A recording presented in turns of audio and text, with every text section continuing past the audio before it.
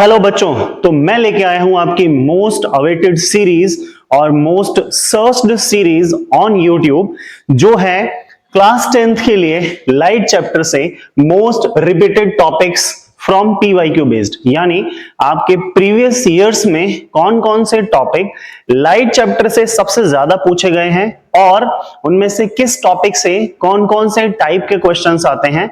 हम टॉपिक भी डिस्कस करेंगे और हम क्वेश्चंस भी डिस्कस करेंगे।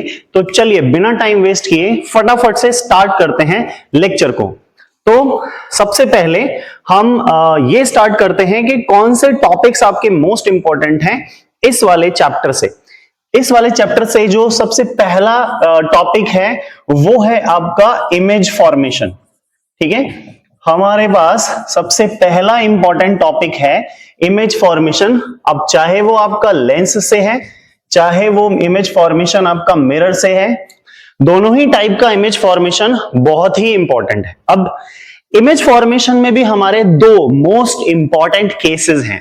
केस नंबर 1, इमेज फॉर्मेशन में हमारे पास मोस्ट इंपॉर्टेंट केसेस हैं। केस नंबर 1 जिसको मैं डिस्कस कर रहा हूं अभी मिरर के लिए। तो सबसे पहले हम मिरर में डिस्कस कर रहे हैं। मिरर में केस नंबर 1 है object placed between C and F।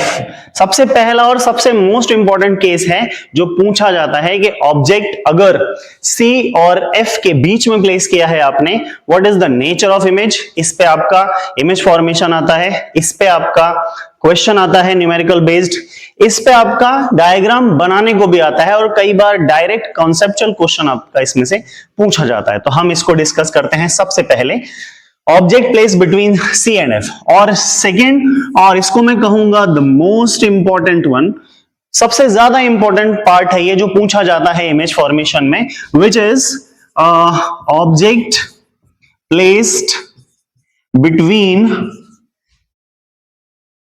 F and P। So this is the most important case. Diagram draw करने को आएगा, न्यूमेरिकल सॉल्व करने को आएगा, और इस केस पर बहुत ज्यादा क्वेश्चंस आपसे पूछे जाते हैं लाइट चैप्टर के अंदर। तो चलिए हम ये दोनों इमेज फॉर्मेशन एक बार करके देख लेते हैं। सबसे पहला इमेज फॉर्मेशन हम जो कर रहे हैं वो है object between C and F। तो अगर ऑब्जेक्ट आपका C और F के बीच में प्लेस किया है आपने तो क्या होगा। सो केसेस ज्यादातर कॉनकेव मिरर के लिए पूछे जाते हैं। सो कॉनकेव मिरर में this is the mirror, this is the pole, इधर फोकस और इधर सेंटर ऑफ कर्वेचर। इमेज बनाने के लिए आप स्केल पेन पेंसिल यूज करेंगे, कंपास यूज करेंगे। पहला इंपॉर्टेंट टिप, कोशिश करिए ये जो मिरर है ये ऑलमोस्ट आप स्ट्रेट बनाएं ताकि आपके पास जो रिफ्लेक्शन वाला पार्ट है, जो लाइंस हैं, वो पर्टिकुलरली रिफ्लेक्ट होकर जाएं। दूसरा पार्ट, इन दोनों डिस्टेंसेस को आप इक्वल लेंगे तभी आपकी इमेज जो है वो क्लियर बनेगी और सही बनेगी। तो सबसे पहले हमने मिरर ड्रॉ किया, फिर हमने फोकस और सेंटर ऑफ कर्वेचर को ड्रॉ किया। सेकंड पॉइंट इज ऑब्जेक्ट आपने प्लेस किया है between C and F। Object को हम लिखते हैं A and B। Now first ray of light goes from optical for parallel to the principal axis।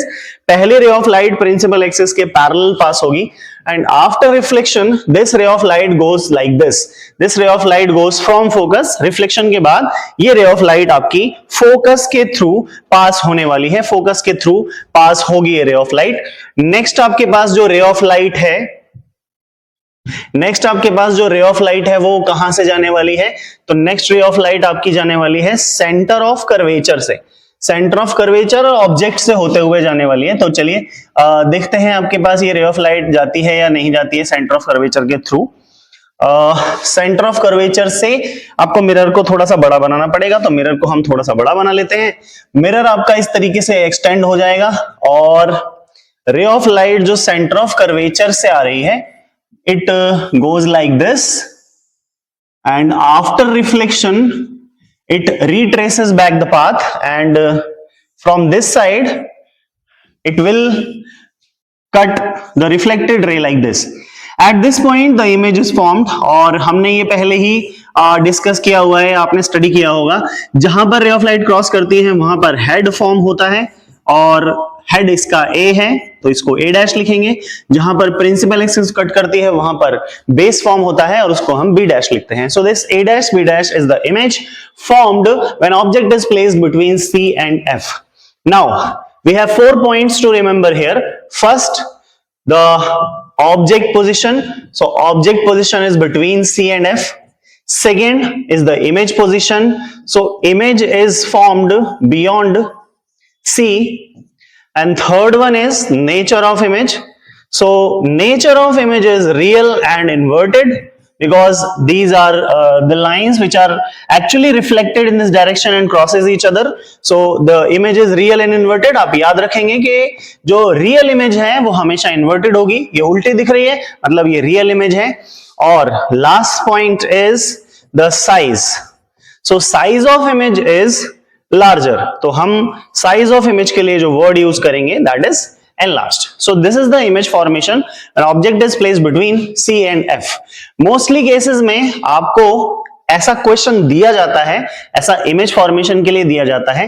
तो कॉनकेव मिरर में मोस्टली दिया जाता है आपको ये जो इमेज फॉर्मेशन है।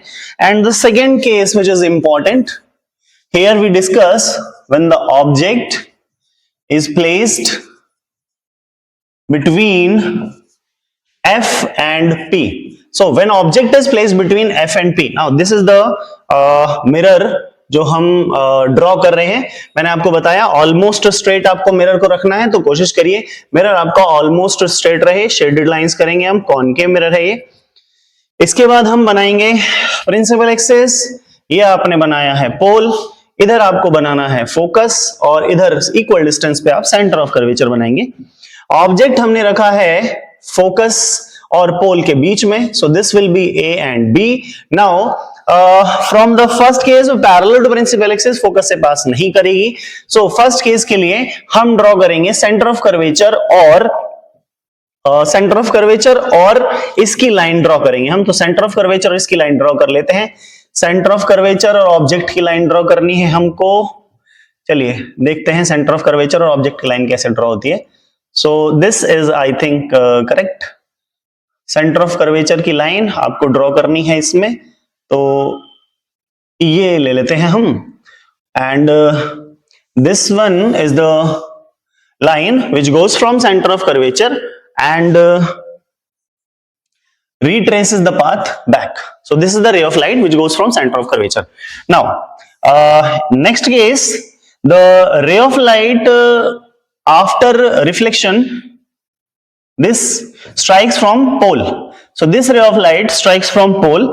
Now the ray of light which strikes from pole makes equal angle, and by making equal angle it reflects back. By making equal angle it reflects back. Okay, now this is the position and this is the ray of light which coming towards the principal axis, and at pole it strikes to the pole and making equal angle it reflects back. Making equal angle it reflects back. So it reflects back in this direction. This is the direction in which it reflects back. Okay, now चलिए, तो ये रे of light ऐसे आई और ऐसे इस direction में reflect हो गई। हम इसको थोड़ा सा और इधर बनाते हैं। चलिए कोई बात नहीं। अब ये रे ऑफ लाइट इस डायरेक्शन में जब आप बना रहे हैं, इस डायरेक्शन में रे ऑफ लाइट कहीं भी मैच नहीं करेगी। हम इसको कैंसिल कर लेते हैं। ये रे ऑफ लाइट ऐसे पास होगी यहां से। This is the direction where this ray of light goes after reflection. Now this angle and this angle will be equal, angle of incidence, angle of reflection आप रूल पढ़ चुके हैं। Next we retraces this line to the backward direction, and in retracing the path in backward direction they will intersect at this point. These lines are intersecting at this point, and at this point we draw the image. Rule आपको याद रखना है, पहला जहां पर cross हो रहा है वहां पर हेड बनेगा मतलब ए डैश, जहां पर प्रिंसिपल एक्सिस कट हो रही है वहां पर बेस बनेगा मतलब बी डैश। ये इमेज आपको सीधी दिख रही है, तो इमेज फॉर्मेशन में जब इमेज सीधी होती है, so when the image is erect then the image is virtual. तो जब इमेज इरेक्ट है तो इमेज वर्चुअल होगी। सो this is the most important case जो आपको मोस्टली पूछा जाता है। डायग्राम ड्रॉ करने को आएगा, क्वेश्चन इस पे पुट किया जाता है, क्योंकि ये इकलौता ऐसा केस है जो कॉनकेव मिरर में वर्चुअल इमेज बनाता है। This is the only case in which concave mirror forms a virtual image. Now the position of object in this mirror is between F and P. The position of image in this mirror is behind, in this case behind the mirror, mirror के पीछे बनती है image, and the nature of the image वो मैंने अभी discuss किया ही आपसे, nature of image होता है virtual and erect, and last one is the size of image. So size of image is enlarged, size of image is enlarged, size of image आपका बड़ा बनता है ऑब्जेक्ट से। ऑब्जेक्ट ये है आपका, ऑब्जेक्ट दिख रहा होगा आपको, ये ऑब्जेक्ट है आपका, देखो this one is the object, और इमेज देखो आप, ये आपकी इमेज है, ऑब्जेक्ट से तो बहुत ज्यादा बड़ी इमेज बन रही है। So size of image is enlarged. So ये दो इंपॉर्टेंट केसेस हैं जो हमारे इस मिरर के अंदर पूछे जाते हैं, इमेज फॉर्मेशन में पूछे जाते हैं, ठीक है। इमेज फॉर्मेशन में जो नेक्स्ट केस आप पूछ सकते हैं, नेक्स्ट केस आपसे पूछा जा सकता है, that is the object, and third one which is least important but discuss कर लेते हैं हम। Third one is object is at C, centre of curvature पे ऑब्जेक्ट को प्लेस किया है आपने। And fourth one which is also the least important, then it is the case object is at infinity. तो ये केस है जो आपको कंडीशन की फॉर्म में एप्लीकेशन बेस्ड में दिया जाता है। जैसे आपको बोला गया कि एक ऑब्जेक्ट है या रे ऑफ लाइट किसी डिस्टेंट ऑब्जेक्ट से एक पॉइंट पर कन्वर्ज हो रही है, रे ऑफ लाइट किसी डिस्टेंट ऑब्जेक्ट से एक पॉइंट पर मिल रही है, ठीक है। उस पॉइंट की डिस्टेंस आपको दे दी और आपसे पूछ लिया फोकल लेंथ बताइए, फोकल लेंथ कितनी है। तो इस तरीके के बहुत सारे क्वेश्चंस आपके पुट किए जाते हैं। और हमारे पास ऑब्जेक्ट एट पॉइंट सी है, सो इसमें भी आपको क्या कंडीशन दी जाती है, इसमें भी आपको ये बोला जाता है कि इमेज आपके पास ये मिरर है, मिरर में ये आपके पास प्रिंसिपल एक्सिस है, ये आपके पास फोकस है और ये आपके पास सेंटर ऑफ कर्वेचर है। ऑब्जेक्ट को आपने सेंटर ऑफ कर्वेचर पे प्लेस किया है, ऑब्जेक्ट से एक रे ऑफ लाइट स्ट्रेट जाएगी parallel to principal axis, reflection के बाद फोकस से पास होगी, सेकेंड रे ऑफ लाइट फोकस से जाएगी, रिफ्लेक्शन के बाद parallel to principal axis pass होगी, ठीक है। फोकस से जाएगी, रिफ्लेक्शन के बाद parallel to principal axis pass होगी। लाइट थोड़ी सी डिफरेंट हो रही है, चलिए कोई नहीं, इसको देख लेते हैं एक बार हम, ठीक है। रे ऑफ लाइट फोकस से जाएगी और after reflection goes parallel to principal axis. तो पैरेलल टू प्रिंसिपल एक्सिस जब ये जाएगी, it will cross at C also, so this will be A B and this will be A dash B dash, ये आपकी image बनेगी। तो ये इकलौता ऐसा केस है, this is the only case जिसमें मैग्निफिकेशन जो है वो -1 होता है, ठीक है। This is the only case in which object distance और इमेज डिस्टेंस बराबर होती है, and this is the only case जिसमें आपसे फोकल लेंथ पूछ लेता है, जिसका फॉर्मूला होता है हाफ ऑफ द रेडियस।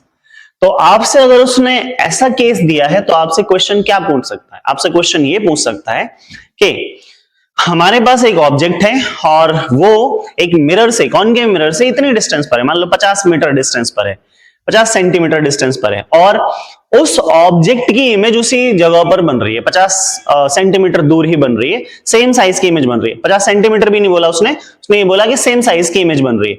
तो आपको ये बोलेगा कि find the focal length of mirror, simple, find the focal length of mirror. ये फॉर्मूला आप यूज करेंगे अगर आपके पास 50 सेंटीमीटर इमेज बन रही है, so this radius of curvature will be 50, और रेडियस ऑफ कर्वेचर की वैल्यू पुट करके आप सॉल्व कर देंगे, 25 सेंटीमीटर आपकी फोकल लेंथ आएगी, ठीक है। सो दिस इज द डायग्राम जो बहुत ज्यादा पूछा जाता है आपसे। और ये वाला केस भी मैंने आपको बता दिया, इन्फानाइट पे अगर ऑब्जेक्ट प्लेस किया हुआ है आपने, और इन्फानाइट पे ऑब्जेक्ट अगर आप प्लेस करेंगे तो इन्फानाइट पे ऑब्जेक्ट आप प्लेस करेंगे तो इन्फानाइट पे ऑब्जेक्ट प्लेस करने की वजह से parallel to principal axis ray of light आएंगी सारी की सारी, और उसके बाद वो फोकस पे रिफ्लेक्ट हो जाएंगी। इमेज आपके पास फोकस पे बनेगी और ये रे ऑफ लाइट जहां भी इनफाइनाइट डिस्टेंस से आ रही है, जहां पर ये कन्वर्ज होंगी, जहां पर ये मिलेंगी, वहीं पर आपकी फोकल लेंथ हो जाएगी। सो दिस इज द इमेज जो आप ड्रॉ कर सकते हैं प्लेन मिरर के लिए, ठीक है। सॉरी प्लेन मिरर नहीं, कॉनकेव मिरर के लिए। कॉनकेव मिरर की इमेज फॉर्मेशन हमने डिस्कस कर ली है। इसके बाद हम नेक्स्ट बढ़ते हैं लेंस की तरफ। तो जनरली आपके जो क्वेश्चंस आते हैं लेंस में भी वो इसी इमेज फॉर्मेशन पे आते हैं। किस टाइप के क्वेश्चंस आएंगे? पहला जो मैंने आपको डायग्राम बताया है, हाफ डायग्राम क्वेश्चंस आ सकते हैं। हाफ डायग्राम क्वेश्चंस जो आपने देखे भी होंगे अभी प्रीवियस सीबीएसई के सैंपल पेपर में आए हुए हैं, हाफ डायग्राम क्वेश्चंस।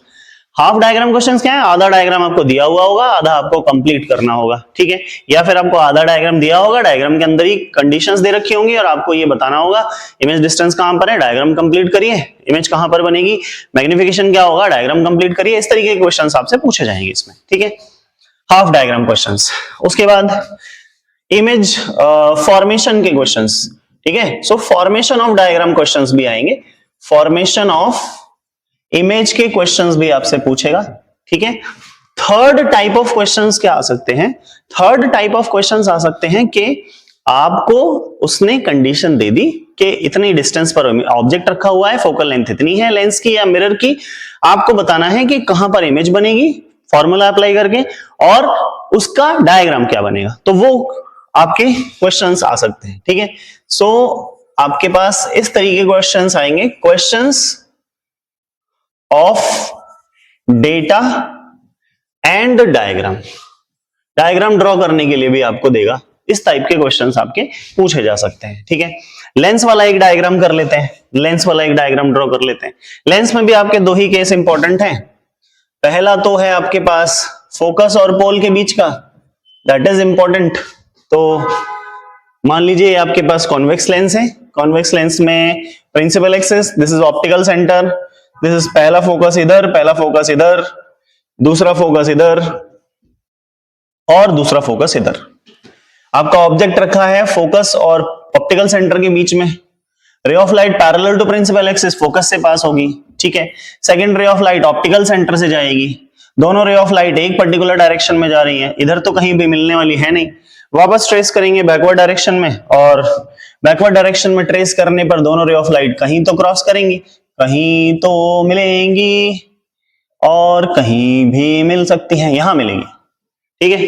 तो यहां पर ये रे ऑफ लाइट क्रॉस कर गई, जहां पर क्रॉस करेंगी वहां पर हम हेड बना लेंगे, वहां से परपेंडिकुलर करेंगे, this is the perpendicular and this is the image A dash B dash, ठीक है। तो ये वाला केस आपका आ सकता है इमेज फॉर्मेशन के लिए। कॉन्वेक्स लेंस की बात की है हमने यहां पर, this is the convex lens. तो कॉन्वेक्स लेंस में ये वाला भी इमेज फॉर्मेशन आपका आ सकता है। Object is placed between F and P. चलो नेचर की बात कर लेते हैं। इमेज की ऑब्जेक्ट की पोजीशन है एफ एंड ओ, इमेज की पोजीशन है in front of the mirror.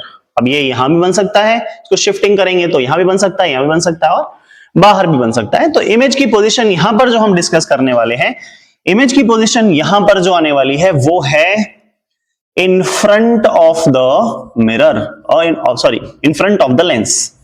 In front of lens जो इमेज बनेगी वो लेंस के सामने बनेगी, ठीक है, लेंस के सामने बनेगी या on the side of object भी आप इसको बोल सकते हैं, ठीक है। साइज ऑफ इमेज आपको दिख ही रहा है, जैसे साइज ऑफ इमेज होगा एनलार्ज्ड और पोजीशन आपकी डिस्क्राइब कर दी हमने, ठीक है। Nature nature nature is very important. Nature nature of image कैसा बनेगा? नेचर ऑफ इमेज आपको दिख रहा है वर्चुअल है, सीधी इमेज है, सीधा सा हिसाब है कि आपकी सीधी इमेज है और सीधी इमेज आपकी कैसी होती है?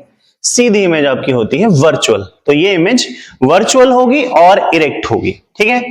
तो ये हो गया आपका एक important case. And the next case in this image formation category is when object is placed at 2f। Convex lens में अगर ऑब्जेक्ट 2f पर प्लेस किया है तो इमेज कैसी बनेगी और उसकी पोजीशन क्या क्या होगी। चलिए कॉन्वेक्स लेंस आपके पास ये है, लेंस और मिरर दोनों में आपको क्या याद रखना है कि दोनों आपको लगभग स्ट्रेट लेने हैं, बहुत पतले लेने हैं। ऑप्टिकल सेंटर ले लिया हमने, फोकस ले लिया हमने, इसके बाद हमने डबल फोकस ले लिया, इधर भी हमने फोकस ले लिया, इधर भी हमने डबल फोकस ले लिया। चलिए अब यहां डबल फोकस पर हम ऑब्जेक्ट प्लेस कर देते हैं, कलर चेंज करेंगे नहीं तो हम मिक्स हो जाएगा सब।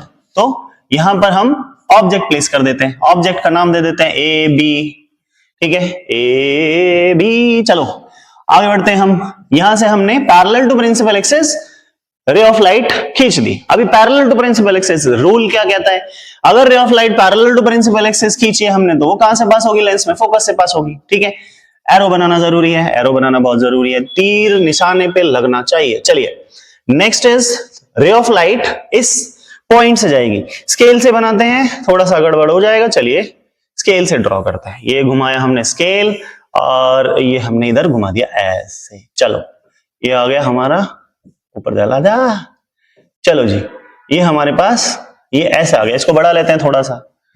चलो जी ये तो गड़बड़ हो गई, चलिए कोई नहीं, लाइन खींचते पहले उसके बाद देखेंगे। ठीक है, बहुत ही बढ़िया। चलिए अब नेक्स्ट हमें बनानी है यहां से फोकस से जाती हुई रे। ठीक है, तो ये तो गड़बड़ है ही है, चलो ऊपर ले लेते हैं इसको। ठीक है जी, ये ले लिया हमने, इधर से ऊपर से लेते हैं और ले लिया ऊपर से, तो रे ऑफ लाइट ऐसे जाएगी, ऐसे जाएगी, ऐसे जाएगी। चलो एग्जैक्टली क्रॉस हो रही भाई, देख ले यही क्रॉस हो रही बिल्कुल। ये आपके पास इमेज बन रही है ए डैश बी डैश और डबल फोकस पे इमेज बन रही है, आपको सीधा सीधा दिख रहा है। Now information information information information is the currency. Nowadays information is the currency, information एक करेंसी है इस टाइम पर। चलिए तो इमेज की ऑब्जेक्ट की पोजीशन एट 2f है, इमेज की पोजीशन एट 2f है, पोजीशन पोजीशन सब पोजीशन हो गया। इसके बाद हम बात करते हैं नेचर की। चलो नेचर की बात करते हैं, नेचर ऑफ इमेज की बात करते हैं। नेचर इमेज का कैसा है, आपको दिख रहा है नेचर, देखो ध्यान से। इमेज उल्टी बन रही है, जहां क्रॉस हो रहा है, जहां क्रॉस हो रहा है वहां पर हेड परपेंडिकुलर प्रिंसिपल एक्सिस पे, परपेंडिकुलर जहां डालेंगे वहां बेस बनेगा, हेड जहां डालेंगे वहां क्रॉस हो रहा है, तो उल्टी इमेज दिख रही है आपको। ठीक है, और इमेज है इन्वर्टेड। ओके, उल्टी के लिए इन्वर्टेड यूज करते हैं, तो अगर इन्वर्टेड है तो इमेज कैसी होगी बेटा, रियल इमेज होगी। This image is inverted and inverted image is always real image. चलिए इसके बाद हम बात करेंगे साइज की। तो साइज जैसा कि आपको देखने में नजर आ रहा है, जितना ऑब्जेक्ट है उतनी ही इमेज है। Size of image is equal to object, size of image is equal to object. Image का साइज ऑब्जेक्ट के जैसा बन रहा है, बिल्कुल सेम बन रहा है। तो ये दो केसेस हैं जो आपको अच्छे से पढ़कर जाने हैं, पेपर में आ सकते हैं। ये दोनों केसेस इंपॉर्टेंट हैं, क्वेश्चंस भी आ सकते हैं इन पे, डायग्राम ड्रॉ करने को भी आ सकता है, प्लस आधे आधे क्वेश्चन, आधे आधे डायग्राम भी आ सकते हैं। चलिए आगे बढ़ते हैं। नेक्स्ट इंपॉर्टेंट टॉपिक है हमारे पास जो कि हम लिख कर लाए हैं, वो है mirror formula and sign convention. Very very important topic, very very important. चलिए मिरर फॉर्मूला की बात करते हैं। First of all mirror formula, what is mirror formula? Mirror formula आपको याद रखना है 1/v plus 1/u equal to 1/f। Mirror formula है 1/v plus 1/u equal to 1/f। Mirror formula में v u f सब प्लस है, मतलब sign plus, मतलब बीच में साइन प्लस है, बाकी सब प्लस नहीं है। चलो देख लेते हैं क्या क्या है मिरर फॉर्मूला में। What is v? Mirror formula में v होता है इमेज डिस्टेंस, मिरर फॉर्मूला में v होता है इमेज डिस्टेंस, मिरर फॉर्मूला में u होता है ऑब्जेक्ट डिस्टेंस, मिरर फॉर्मूला में u होता है ऑब्जेक्ट डिस्टेंस, मिरर फॉर्मूला में f होता है फोकल लेंथ, मिरर फॉर्मूला में f होता है फोकल लेंथ। ये आपको याद रखना है, ठीक है। चलिए छोटे से पॉइंट और मैं बता देता हूं आपको, साइन कन्वेंशन भी यहीं पर बता देते हैं हम, बट एक और पॉइंट आपको याद रखना है इसके अंदर कि ये जो साइन है आपको ये मिरर के हिसाब से लेने हैं। चलिए साइन कन्वेंशन की बात कर लेते हैं, उससे पहले हम यहीं पर साइन कन्वेंशन के पॉइंट्स डिस्कस करते हैं। तो पहला पॉइंट क्या है बेटा? पहला point u is always negative, क्योंकि ऑब्जेक्ट हमेशा लेफ्ट में रखते हैं। हमने ये समझा है, हमने ये मान लिया है, ये कन्वेंशनली माना है। अगर ये मेरे पास मिरर है, ठीक है, चलो छोड़ो, सीधा सीधी लाइन बनाते हैं। चलो सीधी लाइन बना ली हमने। ये आपके पास पोल है, हमने ये कंसिडर किया है कि ऑब्जेक्ट को हमेशा लेफ्ट में रखेंगे और लेफ्ट वाली डिस्टेंस हमेशा हमने नेगेटिव लेनी है, राइट वाली डिस्टेंस हमेशा पॉजिटिव लेनी है। ठीक है, डिस्टेंस वाला पार्ट आपका ये है, लेफ्ट वाली डिस्टेंस हमेशा नेगेटिव, राइट वाली डिस्टेंस हमेशा पॉजिटिव। और क्योंकि ऑब्जेक्ट हमेशा लेफ्ट में रखेंगे इसलिए हम ऑब्जेक्ट डिस्टेंस को हमेशा कैसा लेंगे? नेगेटिव में लेंगे। ओके, चलिए इसके बाद सेकंड आपको याद रखना है फोकल लेंथ। ठीक है। फोकल लेंथ के साइन में बहुत सारे बच्चे गच्चा खा जाते हैं, फोकल लेंथ के साइन में बहुत सारे बच्चे खो जाते हैं। तो चलिए फोकल लेंथ के साइन के बारे में एक बार आपको बता देते हैं, उसके बाद हाइट के बारे में बताएंगे। फोकल लेंथ का साइन, फोकल लेंथ का साइन आप जब कॉनकेव मिरर की बात करते हैं, ठीक है, मिरर के लिए हम एम यूज करेंगे यहां पर, ठीक है, ओके। चलिए कॉनकेव मिरर की जब हम बात करते हैं तो कॉनकेव मिरर में, ये कॉनकेव मिरर बना लिया मैंने, यहां से आपके पास पैरेलल रे ऑफ लाइट आई और वो फोकस पे कन्वर्ज हो गई, दिस पॉइंट इज फोकस। अब बच्चा बच्चू लाल, ये पॉइंट आपका किधर है, लेफ्ट में दिख रहा है आपको, this point is on the left side of mirror, left side of mirror. और अगर लेफ्ट में हमने नेगेटिव लेना है, इसलिए जो फोकल लेंथ होगी वो नेगेटिव होगी कॉनकेव मिरर में। तो याद रखना है, आपको क्वेश्चन में दिया होगा कॉनकेव मिरर है या कॉन्वेक्स मिरर है। चलिए सेकंड केस की बात कर लेते हैं, कॉन्वेक्स मिरर की बात कर लेते हैं। कॉन्वेक्स मिरर में क्या होता है, कॉन्वेक्स मिरर में कलर बदल देते हैं हम। चलिए कॉन्वेक्स मिरर ऐसा है, ray of light parallel to principal axis आई और रिफ्लेक्शन के बाद क्या होगा, ये बाहर की तरफ भागेगी, रिफ्लेक्शन के बाद ये बाहर की तरफ भागेगी, डॉटेड लाइन बनाएंगे तो लेफ्ट राइट में क्रॉस होगी। कहां पर क्रॉस होगी, मिरर के राइट में क्रॉस होगी। तो यहां पर आपको फोकस मिलेगा, किधर मिल रहा है, राइट में मिल रहा है। फोकस किधर मिल रहा है, राइट में मिल रहा है। तो राइट में मिल रहा है, राइट की डिस्टेंस कैसे लेनी है, पॉजिटिव। तो कॉन्वेक्स मिरर की डिस्टेंस कैसी हो जाएगी, पॉजिटिव, यानी फोकल लेंथ कॉनकेव मिरर में नेगेटिव होगी, कॉन्वेक्स मिरर में पॉजिटिव होगी, ऑब्जेक्ट हमेशा नेगेटिव होगा। ये चीजें आपको याद रखनी है, न्यूमेरिकल सॉल्व करते टाइम आपके बहुत काम आने वाली है, न्यूमेरिकल आएगा ही आएगा, कंफर्म आएगा न्यूमेरिकल इस चैप्टर में से, ठीक है। सो ये हमारे पास आपको मैंने डेटा कुछ एक्सप्लेन किया। चलिए नेक्स्ट हम यहां पर बात कर लेते हैं हाइट की। चलो अगले पेज पे चलें, चलिए अगले पेज पे चल लेते हैं, हाइट की बात करते हैं। तो हाइट के लिए हम यहां पर साइन कन्वेंशन बना लेते हैं पहले। चलिए ये हमने बनाया मिरर, मिरर मिरर मिरर, कहां है मिरर, चलिए ये आपके पास हाइट है, प्रिंसिपल एक्सिस से ऊपर की जो भी हाइट होगी उसको हमने माना है पॉजिटिव, प्रिंसिपल एक्सिस के नीचे की जितनी हाइट होगी उसको हमने माना है नेगेटिव। अब इधर उधर का फर्क नहीं है, इधर भी पॉजिटिव होगा ऊपर, ठीक है, और इधर भी नेगेटिव होगा नीचे, इधर उधर में कंफ्यूजन मत होना। चलिए नेक्स्ट बात करते हैं हाइट, ठीक है। सो हाइट हमने आपको डिस्कस किया भाई, हाइट हमने आपको क्या डिस्कस किया कि ये जो आपके पास मिरर दिया हुआ है, प्रिंसिपल एक्सिस से ऊपर जितनी भी आप हाइट नापेंगे सारी हाइट कैसी हो जाएंगी, पॉजिटिव। प्रिंसिपल एक्सिस से नीचे जितनी भी हाइट नापेंगे सारी हाइट कैसी हो जाएगी, नेगेटिव हो जाएगी। चलिए अब कुछ अजम्पशंस की बात कर लेते हैं, ठीक है, कुछ अजम्पशंस की बात कर लेते हैं, अजम्पशंस की बात कर लेते हैं। पहली अजम्पशन जो हमने मानी है, object is always placed on left, object is always placed on left side. Assumption जो हमने माना है वो ये माना है कि ऑब्जेक्ट को हमेशा हम किधर प्लेस करेंगे, लेफ्ट साइड पर प्लेस करेंगे, ठीक है। सेकेंड अजम्पशन जो हमने मानी है वो क्या है, distance, all the distance is measured from pole। सारी डिस्टेंसेस को हम कहां से नापने वाले हैं, सारी डिस्टेंस को हम पोल से नापने वाले हैं, और प्रिसाइजली बोले तो पोल से नापने वाले हैं, और प्रिसाइजली बोले तो a perpendicular drawn on principal axis, a perpendicular drawn on principal axis passing through pole, a perpendicular drawn on principal axis passing through pole। एक परपेंडिकुलर जो प्रिंसिपल एक्सिस पे डाला हमने और जो पोल से पास हो रहा है उससे हम डिस्टेंस नापने वाले हैं, ठीक है। सो ये हो गई अजम्पशन हमारी। साइन कन्वेंशन मैंने आपको बता दी। लेफ्ट वाली, ये मेरा राइट है, सॉरी, लेफ्ट वाली इधर चलते, चलो, लेफ्ट वाली डिस्टेंस नेगेटिव, राइट वाली डिस्टेंस पॉजिटिव।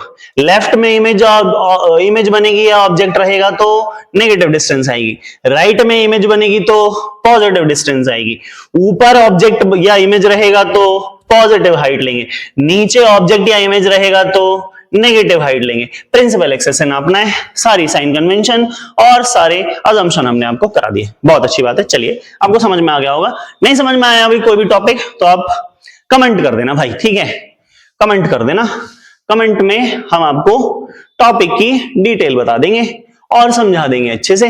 चलिए, मैग्निफिकेशन की बात कर लेते हैं। मिरर का मैग्निफिकेशन क्या होता है उसकी बात कर लेते हैं। चलिए, अब बात करते हैं मैग्निफिकेशन। किसकी बात करते हैं? हम बात करने वाले हैं मैग्निफिकेशन। मैग्निफिकेशन क्या होता है? मैग्निफिकेशन क्या होता है भाई? हमने ऑब्जेक्ट रखा, मिरर के सामने रखा, लेंस के सामने रखा और ऑब्जेक्ट की इमेज बन गई। अभी जो इमेज बनी है उसकी हाइट ऑब्जेक्ट की हाइट से ज्यादा है, कम है, उसको नापने के लिए हमारे पास जो टर्म है विच इज मैग्निफिकेशन। मैग्निफिकेशन को रिप्रेजेंट करते हैं एम से एंड इट इज, स्पेलिंग गड़बड़ हो गई, मैग्निफिकेशन को एम से रिप्रेजेंट करते हैं और मैग्निफिकेशन होता है height of image, height of image divided by height of object, height of image divided by height of object. Magnification ये होता है, ठीक है। चलिए, बहुत ही अच्छी बात है।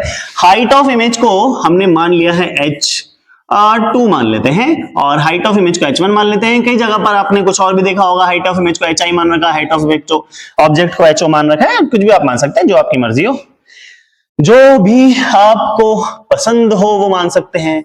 तो मैग्निफिकेशन आ जाता है हमारा h2 बाय h1। ये फॉर्मूला आप याद रख लेंगे, बहुत अच्छी बात है। अच्छा, साइन का आप ध्यान रखेंगे, साइन का आप ध्यान रखेंगे। मैग्निफिकेशन हमेशा h2 बाय h1 ही होना चाहिए। साइन जो भी है वो शिफ्ट कर दिया जाएगा, h2 का जो भी साइन है, h1 का जो भी साइन है वो मैग्निफिकेशन पे शिफ्ट हो जाएगा, ठीक है। चलिए, बहुत ही अच्छी बात है। जब हम रिलेशन करते हैं तो यही मैग्निफिकेशन आपका रिलेटेड आ जाता है, मतलब हाइट ऑफ इमेज और हाइट ऑफ ऑब्जेक्ट रिलेटेड आ जाते हैं डिस्टेंस ऑफ इमेज और डिस्टेंस ऑफ ऑब्जेक्ट के, ठीक है। एंड नेगेटिव साइन और आता है इसमें, ये फॉर्मूला आपको याद रखना है, m is equal to h2 by h1 and equal to minus v by u। This is the most important formula for magnification. Height calculation के लिए बहुत इंपॉर्टेंट फॉर्मूला है। हाइट कैलकुलेट कैसे होती है, इसी फॉर्मूले को अगर आप कन्वर्ट कर लेंगे तो आप हाइट कैलकुलेट कर पाएंगे। हाइट ऑफ इमेज जनरली निकालने को आता है, हाइट ऑफ इमेज h2 को इधर ले जाइए, h1 को उधर ले जाइए, h1 into minus v by u, minus v by u। चलिए, ये आपके पास आ गई height of image. Height of object आपको दिया होगा, इमेज डिस्टेंस, ऑब्जेक्ट डिस्टेंस आपको दी होगी और ये डिस्टेंसेस अगर आपको दे रखी हैं तो आप आसानी से निकाल सकते हैं कि हाइट ऑफ इमेज कितनी आ रही है। न्यूमेरिकल में बहुत इंपॉर्टेंट है ये फॉर्मूले याद रखना, फॉर्मूले टिप्स पे होंगे तो आपके न्यूमेरिकल बहुत जल्दी होंगे। चलिए, नेक्स्ट हम दो इंपॉर्टेंट और फॉर्मूले की बात कर लेते हैं। मिरर में, लेंस में, दोनों में फॉर्मूले यूज होते हैं। पहला, चलिए सबसे पहला फॉर्मूला हमारे पास मिरर फॉर्मूला है 1/v plus 1/u equal to 1/f। हम रिलेशन निकाल रहे हैं मैग्निफिकेशन और v या फिर मैग्निफिकेशन और u में। चलिए, सबसे पहले हम क्या करते हैं, फॉर्मूला आपने ले लिया, फॉर्मूले को हम डिवाइड कर लेंगे और किससे डिवाइड करते हैं, चलो v से मल्टीप्लाई कर लेते हैं। Multiplied by v, multiplied by v, दोनों साइड पर v से मल्टीप्लाई कर लिया तो ये आएगा v by v plus v by u equal to v by f। यही आएगा ना, v से v कैंसिल हो गया तो यहाँ 1 बचा, इसको उधर शिफ्ट कर लो, इसको इधर ले आओ, ये आ गया 1 minus v by f equal to minus v by u। दिखा गया फॉर्मूला, चमका गया, कुछ समझ में आया क्या? मैग्निफिकेशन इसके बराबर होता है बेटा, मैग्निफिकेशन इसके बराबर होता है तो फॉर्मूला आ जाता है मैग्निफिकेशन का यहां से m is equal to 1 minus v by f। याद करने लायक फॉर्मूला है, m is equal to f minus v upon f। Magnification और इमेज दे रखी हो, डायरेक्ट रिलेशन निकालनी हो, फोकल लेंथ पूछा हो, मैग्निफिकेशन दिया हो, इमेज डिस्टेंस पूछी हो, मैग्निफिकेशन दिया हो, फोकल लेंथ दी हो, ये फॉर्मूला आप लगा सकते हैं। This is the important formula, आपको याद रखना है, ठीक है। पहला पार्ट, पहली चीज ये समझ में आ गया होगा मेरे हिसाब से। चलिए आगे बढ़ते हैं हम और u से मल्टीप्लाई कर देते हैं, ठीक है नी, u से मल्टीप्लाई कर देते हैं। तो u से मल्टीप्लाई करेंगे हम यहां पर तो हमारे पास क्या आएगा, सेम फॉर्मूले में मल्टीप्लाइड बाय u, सेम फॉर्मूले में multiplied by u, this will be u upon v, वहां से देखना है, plus u upon u equal to u upon f। आ गया? चलिए कट हुआ, ये आ गया आपका u upon v is equal to u upon f। चलो ये 1 हो गया, इसको इधर ले आते हैं हम बेटा, 1 minus u upon f is equal to minus u upon v। ठीक है भाई, आ रहा समझ? चलो जी, अभी हम इसको एलसीएम ले लेते हैं, f minus u divided by f is equal to minus v by u, sorry u by v। ठीक है, this will be minus u by v। अच्छा, मैग्निफिकेशन क्या है? मैग्निफिकेशन है माइनस v बाय u, तो इसको हम उल्टा कर लेंगे। अगर उल्टा कर लेंगे तो आपके पास सेम कंडीशन आ जाएगी, तो इसको उल्टा कर लेते हैं, ये भी उल्टा हो जाएगा। तो यहां से क्या आ जाएगा? यहां से आएगा, क्या आएगा? चलिए देखते हैं, this will be minus v by u equal to f upon f minus u। This will be the magnification, f upon f minus u formula है एक इंपॉर्टेंट, UM-F की रिलेशन है ये है VM-F की रिलेशन, दोनों रिलेशन आप important हैं। डायरेक्ट आपको कहीं पर फॉर्मूला यूज करना है, आप इन रिलेशन को डायरेक्टली यूज कर सकते हैं, आपके आंसर्स बिल्कुल करेक्ट आएंगे। चलिए जी, लेंस हमने मिरर कर लिया, मिरर फॉर्मूला कर लिया, मिरर फॉर्मूला की डिस्कशन कर ली। अभी हम नेक्स्ट बढ़ते हैं और करते हैं लेंस फॉर्मूला और मैग्निफिकेशन। मैग्निफिकेशन मैंने आपको अभी जस्ट बताया है, तो मैग्निफिकेशन सेम ही होता है, बस मैग्निफिकेशन में कुछ पॉइंट और डिस्कस करने हैं, वो हम यहीं पर कर लेते हैं, उसके बाद लेंस फॉर्मूला आपसे आगे डिस्कस करेंगे। तो मैग्निफिकेशन की बात कर लेते हैं। मैग्निफिकेशन हमने अभी के अभी जस्ट अभी डिस्कस किया था कि मैग्निफिकेशन होता है height of image divided by height of object. ठीक है, ओके। चलिए, मैग्निफिकेशन हमने क्या पढ़ा था अभी कि हाइट ऑफ इमेज अगर रियल होगी तो इमेज नीचे बनेगी, उल्टी बनेगी मतलब नीचे बनेगी, अगर वर्चुअल होगी तो इमेज सीधी बनेगी। ठीक है ना? अच्छा चलो देखते हैं, है ना? चलो देखते हैं, अगर इमेज रियल है तो हाइट ऑफ इमेज नेगेटिव होगी, अगर इमेज वर्चुअल है तो हाइट ऑफ इमेज पॉजिटिव होगी। ऑब्जेक्ट की तो हमेशा ही पॉजिटिव होती है, क्योंकि ऑब्जेक्ट को तो रखते ही ऊपर है। ठीक है, तो अगर पॉजिटिव होगी तो मैग्निफिकेशन का अगर ये वाला फॉर्मूला आप अप्लाई करेंगे, magnification for real image comes to be negative, magnification of virtual image comes to be positive. Real image के लिए मैग्निफिकेशन नेगेटिव आएगा, वर्चुअल इमेज के लिए मैग्निफिकेशन पॉजिटिव आएगा। क्लियर?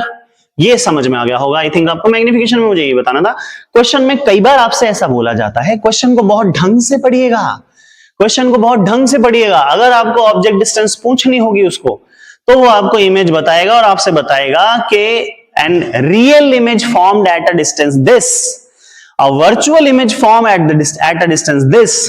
और एक और चीज, वो अगर उसने रियल नहीं बोला है तो वो आपको बोलेगा कि image obtained on the screen, image obtained on the screen, screen पर इमेज मिली है उसे, स्क्रीन पर ऑब्टेन हुई है image.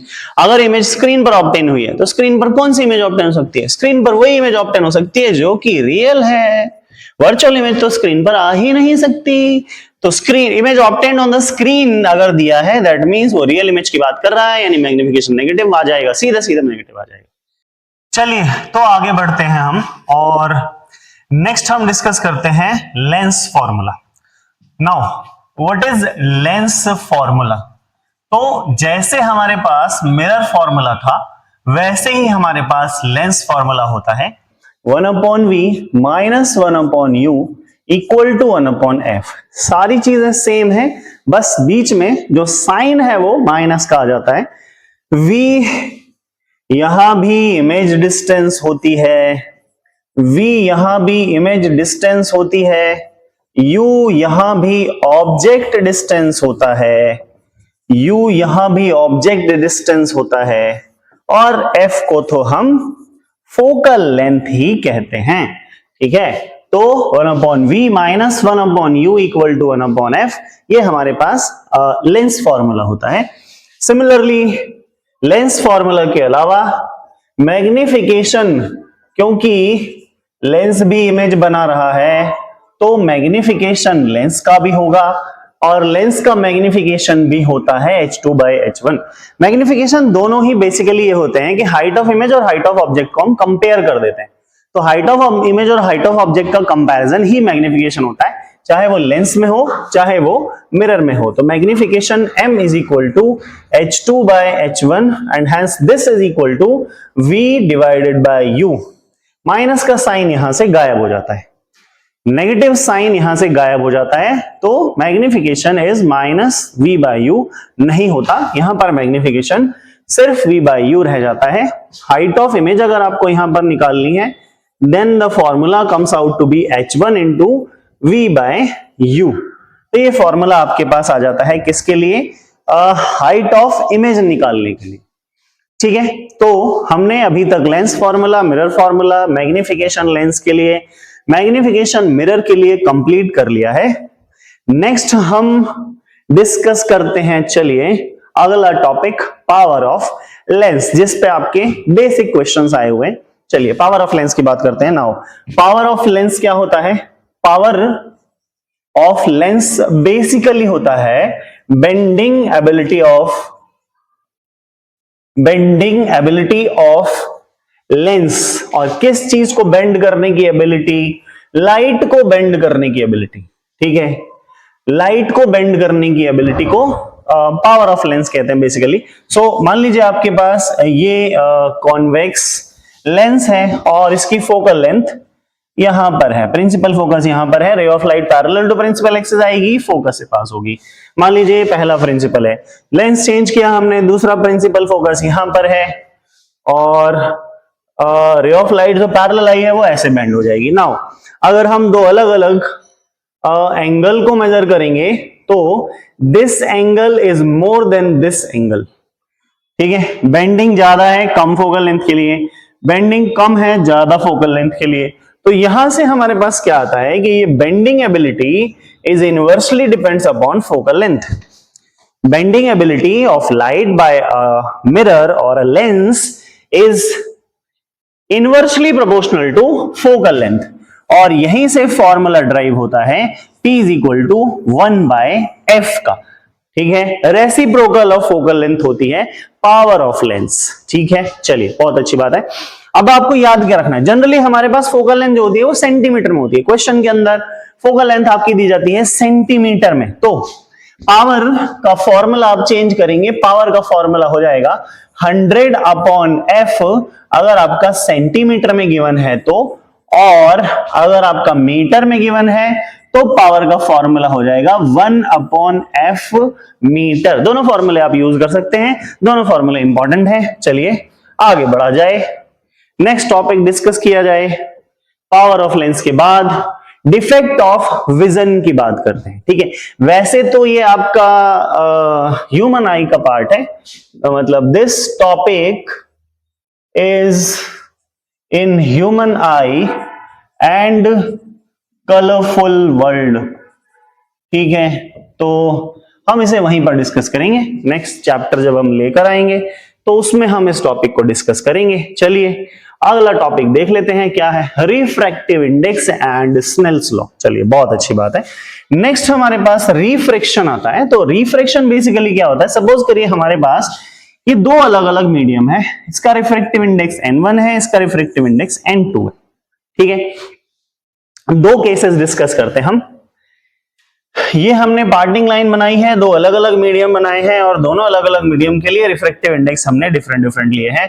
This medium has n1 n2 refractive index, this medium also has n1 n2 refractive index. For this medium n1 is greater than n2 and for this n1 is less than n2। ठीक है, now क्या होता है, when the ray of light is incident on the interface of two medium, जब ray of light दो medium के interface पर incident होती है by some angle of incidence, ठीक है, किसी एंगल ऑफ इंसिडेंस पे अगर ray of light इंसिडेंट होती है तो क्या होता है, अगर ray of light इंसिडेंट हो रही है at this surface and medium N1 has greater refractive index, medium N2 has less refractive index, मतलब कि ये जो हो जाएगा ये हो जाएगा आपका रेयरर मीडियम और ये हो जाएगा आपका denser medium. This becomes rarer medium, this becomes denser medium. और रूल क्या कहता है या प्रॉपर्टी क्या कहती है कि जब लाइट डेंसर से रेयर में जाती है it goes away from the normal, normal से दूर हट जाती है. प्रॉपर्टी आपको याद रखनी है. अगर आपको कंडीशन समझनी है तो प्रॉपर्टी आप याद रखेंगे. जब डेंसर से रेयर मीडियम में ट्रेवल करेगी it goes away from the normal, and if the incident ray comes from rarer to denser medium it goes towards the normal, ये नॉर्मल की तरफ बेंड हो जाती है. तो इन दोनों कंडीशंस के हिसाब से आपको अलग अलग तरह के क्वेश्चन पूछ सकता है. वो कैसे? डायग्राम देके पूछेगा रिफ्रैक्टिव इंडेक्स कौन से मीडियम का ज्यादा है कौन से मीडियम का कम है, या फिर आपको डायग्राम देके पूछेगा compare the refractive index of two medium, या फिर आपको डायग्राम देके पूछेगा N1 का रिफ्रैक्टिव इंडेक्स क्या है, N1 कैसा मीडियम है, रेयरर है, डेंसर है. ठीक है, तो ये हमारे पास पूछा जाता है. दिस इज द पॉइंट जो हम क्वेश्चन में पूछते हैं. जनरली आपसे बोर्ड में ये पूछा जाता है. ठीक है, यहां पर क्या हो जाएगा, ये वाला मीडियम रेयरर हो जाएगा और ये वाला मीडियम डेंसर हो जाएगा. ठीक है, तो ये दो अलग अलग मीडियम आपके पास होंगे और मीडियम के अकॉर्डिंग लाइट जो है वो बेंड करेगी इस तरह से. चलिए आगे बढ़ते हैं. ठीक है, नेक्स्ट हम बात करते हैं रिफ्रैक्टिव इंडेक्स की. What is refractive index? So refractive index basically is a relation between speed of light in different mediums. Refractive index किसी भी मीडियम का होगा, it is the relation between speed of light in different medium. ठीक है, so refractive index of medium, simple language में समझा रहा हूं, refractive index of medium is speed of light in vacuum divided by speed of light in medium.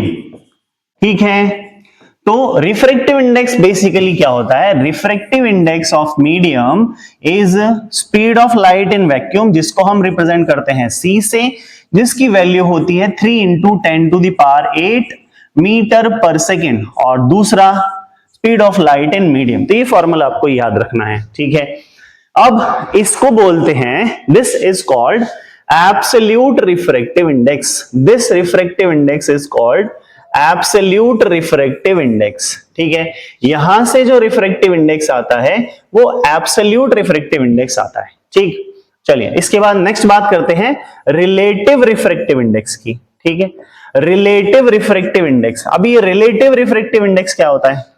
तो जब हम एक मीडियम के रिफ्रैक्टिव इंडेक्स को दूसरे मीडियम से कंपेयर करते हैं तो उस रिफ्रैक्टिव इंडेक्स को बोलते हैं रिलेटिव रिफ्रैक्टिव इंडेक्स. जैसे अभी मैंने यहां पर मीडियम की बात की, अगर हम दो अलग अलग मीडियम की बात करते हैं, यानी refractive index of medium 2 with respect to refractive index of medium 1, ये हो जाएगा relative refractive index. Refractive index of medium 2 with respect to refractive index of medium 1, इसको दो तरह से लिख सकते हैं. आपको लिखा हुआ आता है N21, refractive index of medium 2 with respect to 1, ऐसे भी लिख सकते हैं.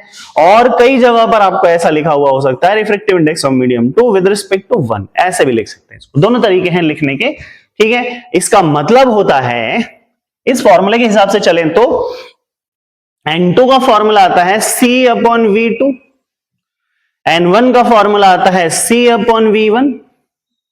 ठीक है, ऊपर वाले फॉर्मूले से कंपेयर कर रहा हूं मैं सीधा सीधा. N2 का फॉर्मूला आता है C/V2, इसके हिसाब से N1 का फॉर्मूला आता है C/V1, और फॉर्मूले को जब आप तोड़ोगे तो ये जो C है वो कैंसिल हो जाएगा, V1 ऊपर चला जाएगा. This will comes out to be V1/V2. So this is the speed relation. अगर आपको दो अलग अलग मीडियम दे रखे हैं और उनमें स्पीड अलग अलग दे रखी है और आपको कंपेयर करना है स्पीड को या रिफ्रैक्टिव इंडेक्स को, तो आप फॉर्मूला लगा सकते हैं N2/N1 is equal to V1/V2. पहला फॉर्मूला जो आप याद रखेंगे, पहला फॉर्मूला जो आप याद रखेंगे, इंपॉर्टेंट फॉर्मूला है. ठीक है, अभी हम रिफ्रैक्टिव इंडेक्स की बात कर रहे हैं. रिफ्रैक्टिव इंडेक्स क्या है? Refractive index is the relation between speed of light in vacuum with speed of light in medium. दो तरह के रिफ्रैक्टिव इंडेक्स होते हैं, अभी हमने डिस्कस किया है. एक है absolute refractive index when we compare speed of light in vacuum with medium. relative refractive index when we compare speed of light between two different medium, उसको relative refractive index बोलते हैं। ये याद रखना है आपको, formula this is very very important. लिख सकते हैं हम N21 is equal to V1 bye V2, ठीक है।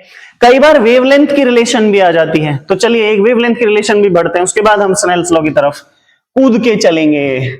रिलेशन वेवलेंथ की रिलेशन, तो हमने फॉर्मूला पढ़ा है क्लास 9th के अंदर, आपने फॉर्मूला पढ़ा होगा, नहीं तो v इज इक्वल टू होता है, वेव वेलोसिटी होता है लैम्डा बाय कैपिटल टी, ठीक है। Wave velocity is lambda by capital T, और हम इसको और कन्वर्ट करते हैं तो लैम्डा न्यू आ जाता है, न्यू या फ्रीक्वेंसी आ जाता है बेसिकली, ठीक है। चलिए, तो अगर v लैम्डा न्यू है तो हम इसको लिख सकते हैं lambda 1 nu divided by lambda 2 new, क्योंकि फ्रीक्वेंसी ऑफ लाइट चेंज नहीं होती है, फ्रीक्वेंसी ऑफ लाइट सेम रहती है, तो आपके पास फ्रीक्वेंसी तो सेम हो जाएगी।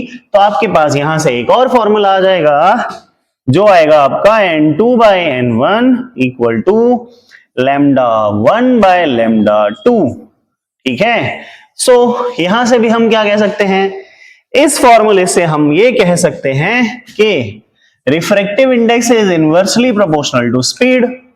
इस फॉर्मूले से भी हम ये कह सकते हैं कि refractive index is inversely proportional to wavelength. Wavelength of light ज्यादा होगी, रिफ्रैक्टिव इंडेक्स कम होगा, वेवलेंथ ऑफ लाइट कम होगी, रिफ्लेक्टिव इंडेक्स ज्यादा होगा, ठीक है।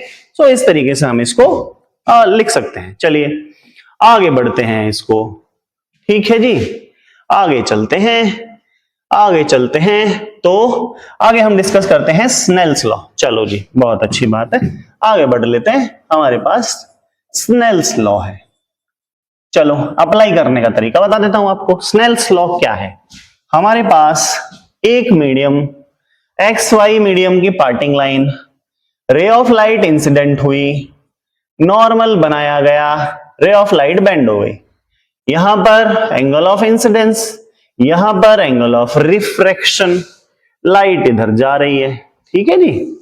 ये मेरे पास पॉइंट P है मान लेते हैं। तो हम स्नेल्स लॉ में क्या कह सकते हैं, सपोज रिफ्रैक्टिव इंडेक्स इसका N1 है और इसका N2 है, ठीक है। स्नेल्स लॉ क्या कहता है, according to Snell's law product of refractive index and sine of the angle in that medium is always constant. Snell's law क्या कहता है, refractive index of medium multiplied by sine of the angle in that medium is constant, यानी medium का refractive index और medium में बनने वाले angle का साइन कांस्टेंट होते हैं। सेकंड भी लिखोगे तो N2 multiplied by sine of R, ये भी कांस्टेंट हो जाएगा, ये भी कांस्टेंट हो जाएगा, और अगर ये कांस्टेंट हो जाएगा तो दोनों इक्वल हो जाएंगे। तो हम लिखेंगे N1 sine I equal to N2 sine R और sine I upon sine R equal to N2 by N1। यही फॉर्मूला आपने पढ़ा हुआ है, इसी फॉर्मूले को बोलते हैं स्नेल्स लॉ। छोटी क्लास में आप इसको स्नेल्स लॉ बोलते हैं, ठीक है। दिस इज स्नेल्स लॉ, ठीक है। इसके बेसिस पे भी बहुत सारे क्वेश्चंस आपके आते हैं, जैसे यहां पर 30 दिया, 45 दिया, यहां पर 30 दिया, 30 दिया, यहां 30 दिया, यहां 45 दिया। चलो बना के दिखाते हैं।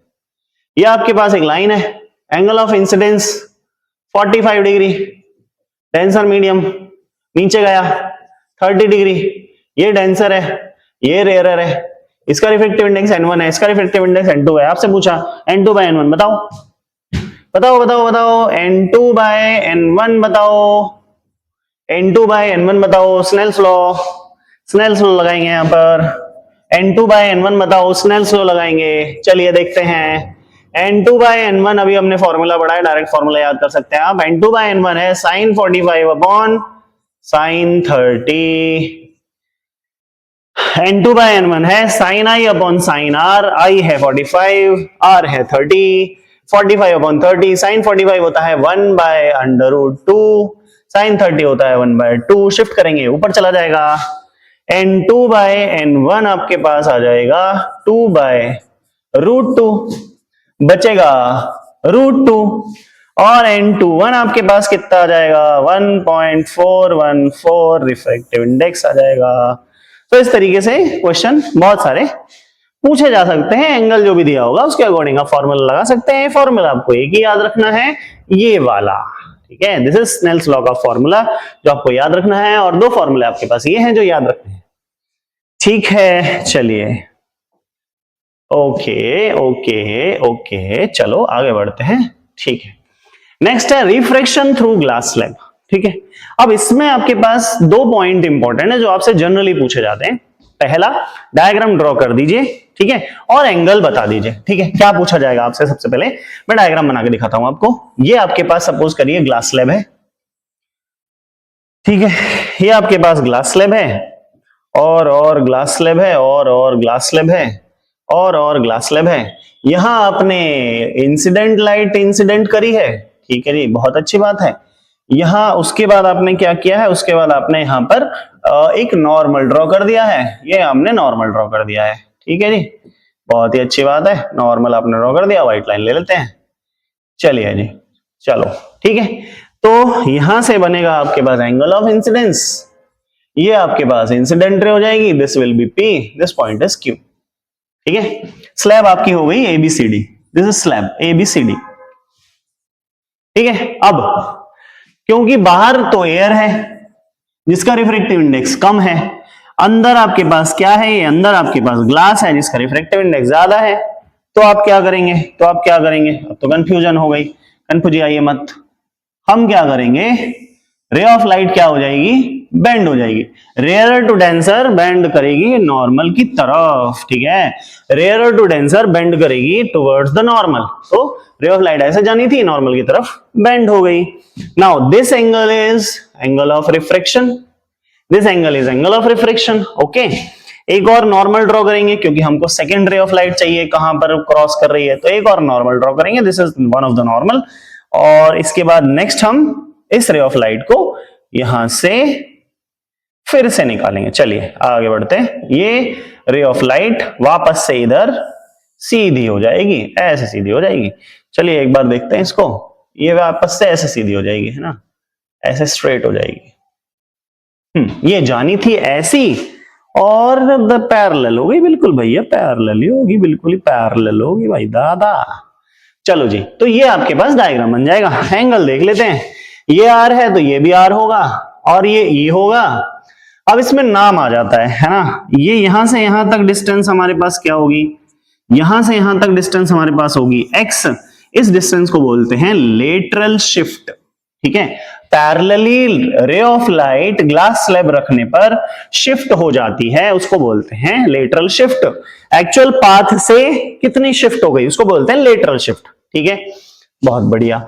अब इसमें क्या क्या चीजें हैं? पी क्यू रख लिया आपने, इसको आर मान लेते हैं, इसको एस मान लेते हैं। अब आपको क्या बोल सकता है वो? ये एंगल अलग अलग, इसको ए बी सी डी करके देगा, आपसे पूछेगा एंगल बताओ। ए क्या है? एंगल ऑफ इंसिडेंस है। आर क्या है? एंगल ऑफ रिफ्रैक्शन है। आर क्या है? एंगल ऑफ रिफ्रैक्शन है, इस सरफेस के लिए इंसिडेंट है। ई क्या है? एंगल ऑफ इमरजेंस है, ठीक है। एंगल आई और एंगल ई बराबर होते हैं। क्यों बराबर होते हैं? क्योंकि ये सेम मीडियम में बन रहे हैं, एक ही स्लैब है, दोनों साइड मीडियम सेम है, सेम मीडियम में बनने वाले एंगल सेम होते हैं, ठीक है। आपसे अलग अलग एंगल पूछ सकता है वो।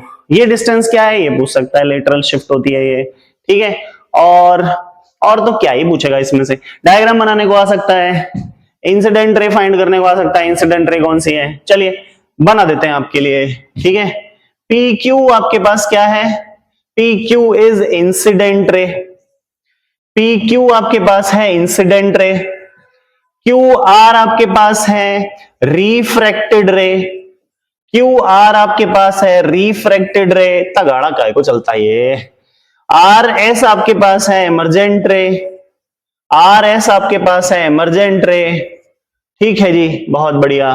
एंगल आई आपके पास है इंसिडेंस एंगल, एंगल आई आपके पास है इंसिडेंस एंगल, एंगल आर आपके पास है रिफ्रैक्शन एंगल, एंगल आर आपके पास है रिफ्रैक्शन एंगल, एक्स आपके पास है लेटरल शिफ्ट, एक्स आपके पास है लेटरल शिफ्ट, ठीक है जी, बहुत बढ़िया। एंगल ई आपके पास है इमरजेंस एंगल, एंगल ई आपके पास है इमरजेंस एंगल। और कुछ दिख रहा है क्या तुमको? और कुछ दिख रहा है क्या? नॉर्मल का भी नाम रख लो, ये हो गया एम एन, ये हो गया एम डैश एन डैश, ठीक है जी, एम एन और एम डैश एन डैश आपके पास क्या है, दीज आर नॉर्मल्स, ठीक है जी। तो ऐसा डायग्राम आता है, बस या तो डायग्राम बनाने को आएगा, कंप्लीट करो डायग्राम को, ठीक है, या तो आपके पास एंगल को आएगा, एंगल मिसिंग होंगे, ए बी सी डी ऐसे करके दिया होगा, बताओ ए बी सी डी क्या है, ए कौन सा एंगल है, बी कौन सा एंगल है, ठीक है, लाइन दे रखी होगी, ये लाइन क्या बता रही है, ऐसे करके आपको ये रिफ्रैक्शन थ्रू ग्लास स्लिब इस तरीके से आता है। ये कंप्लीट है आपका। चलिए आगे बढ़ते हैं हम, ठीक है, रिफ्रैक्शन थ्रू ग्लास स्लिब हो गया है हमारे पास। Next magnification mirror and lens. Magnification of mirror and lens अभी हमने डिस्कस किया है। मैं आपको जनरल एक कंडीशन बता देता हूं। मैग्निफिकेशन पॉजिटिव होता है रियल इमेज के लिए, हाइट नेगेटिव होती है, और हाइट ऑफ इमेज तो हाइट ऑफ ऑब्जेक्ट तो हमेशा ही पॉजिटिव होती है, ठीक है। मैग्निफिकेशन, एक मिनट, ये गड़बड़ हो गई, ये गड़बड़ हो गई, ये गड़बड़ हो गई। मैग्निफिकेशन नेगेटिव होता है रियल के लिए, हाइट नेगेटिव होती है, इमेज ऑब्जेक्ट की पॉजिटिव होती है। मैग्निफिकेशन पॉजिटिव होता है वर्चुअल इमेज के लिए, हाइट पॉजिटिव होती है, ऑब्जेक्ट की हाइट तो पॉजिटिव ही है, ठीक है। ऑब्जेक्ट डिस्टेंस हमेशा नेगेटिव होती है, ठीक है। तो ये मैग्निफिकेशन की कंडीशन है जो आपको याद रखनी है। अब इसके अलावा इस चैप्टर के अंदर मोस्टली मैंने आपको कॉन्सेप्ट बता दिए हैं। इमेज फॉर्मेशन हो गया, इसके अलावा आपके पास फॉर्मूला हो गया, फॉर्मूला बेस्ड क्वेश्चंस हो गए। दो एक क्वेश्चंस मैं आपको as a condition, as a demo दिखा देता हूं किस तरह से क्वेश्चन लेकर आया हूं मैं आपको। पीवाईक्यू के क्वेश्चंस हम लाए हैं, प्रीवियस ईयर हमने क्वेश्चंस डिस्कस किए हैं, क्वेश्चंस निकाले हुए हैं। तो उन क्वेश्चंस को मैं आपको एक बार दिखाता हूं कि किस तरीके से आपके जो क्वेश्चंस हैं वो प्रीवियस ईयर में पूछे गए हैं, और आगे आपके नेक्स्ट पेपर के लिए भी आपको एक रेफरेंस मिल जाएगा कि किस तरह से क्वेश्चंस आपसे पूछे जा सकते हैं। तो चलिए एक बार देख लेते हैं, ये लोड हो जाए तो चलिए देखिए, ये क्वेश्चंस आपके हैं और दूसरे चैप्टर के हैं। चलिए हम पहले लाइट के ही देख लेते हैं। बार मैग्नेट है ये। Next direction of magnetic field, next is electricity, this is white sheet of paper, magnet का क्वेश्चन है ये इलेक्ट्रिसिटी है, ये इलेक्ट्रिसिटी है, ये मैग्नेट है। चलो देखते हैं, चलते चलिए। Fleming, tungsten, electricity, magnet, Ohm's law, चलिए इलेक्ट्रिक पावर, मैग्नेटिज्म, लाइट का नहीं आ रहा भाई, heater, okay, resistor, alpha particle, current. आगे बढ़ते हैं। चलो देखो, ये है जैसे क्वेश्चन, देखो, define principal focus in terms of context of diverging mirror. Principal focus, define the following terms. Principal focus और फोकल लेंथ को डिफाइन करना। फोकल लेंथ बेसिकली क्या होती है? Focal length is the distance between pole and principal focus of the lens या the mirror. Pole और principal focus के बीच के डिस्टेंस को हम फोकल लेंथ बोल देंगे, ठीक है। प्रिंसिपल फोकस कैसे डिफाइन करेंगे, कौन से के लिए डिफाइन करना है वो इंपॉर्टेंट, डाइवर्जिंग मिरर के लिए डिफाइन करना है। डाइवर्जिंग मिरर क्या होता है? डाइवर्जिंग मिरर क्या होता है? डाइवर्जिंग मिरर होता है ये वाला, चलो ब्लैक, डाइवर्जिंग मिरर होता है ये वाला। तो अगर रे ऑफ लाइट ऐसे आ रही है तो रिफ्लेक्ट होगी, और रिफ्लेक्ट होकर बाहर की तरफ भागेगी, और बाहर की तरफ भागेगी तो डॉटेड बनाएंगे इधर और यहां क्रॉस करेगी, यानी the light appears to come from the point, और this light is diverging, appear to diverge from one point, so that point is called principal focus. So how can we define this point? The ray of light parallel coming towards the mirror after reflection appear to diverge from the point, and that point is called principal focus. ठीक है, वो point जिस point से रे of light diverge होती हुई appear होती है, the point from which the parallel ray of light appears to diverge after reflection, that point is called principal focus, ठीक है। नेक्स्ट देख लेते हैं हम इसको। चलिए, draw label diagram to illustrate the answer.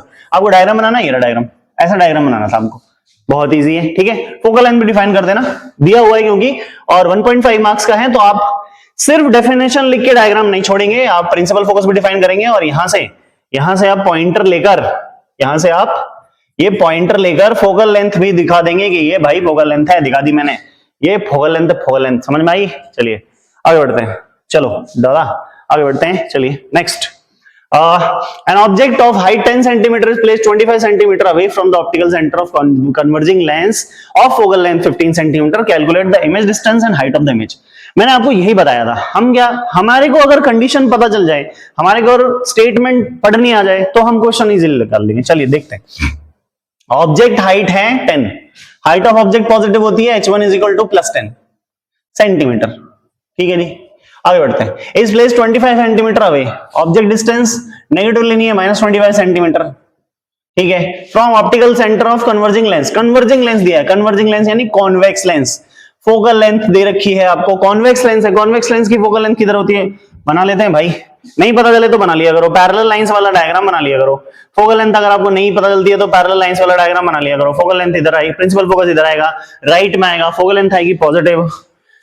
Convex lens के लिए फोकल लेंथ आएगी पॉजिटिव 15 सेंटीमीटर फोकल लेंथ आपको दे रखी है इसने, ठीक है। क्या पूछा है, calculate the image distance and height of image formed. मैंने आपको फॉर्मूले दोनों बता रखे हैं, इमेज डिस्टेंस कैलकुलेट करने का भी फॉर्मूला मैंने आपको बता रखा है और हाइट ऑफ इमेज का फॉर्मूला भी बता रखा है। चलिए देखते हैं, हम यही सॉल्व कर रहे थे इसको। 1/v लेंस है, 1/v minus 1/u equal to 1/f, ठीक है, फॉर्मूला लगा दिया आपने। अभी हम क्या करेंगे इसमें, हम क्या करेंगे, हमें जो निकालना है उसको वहीं छोड़ के बाकी साइड ले लेंगे।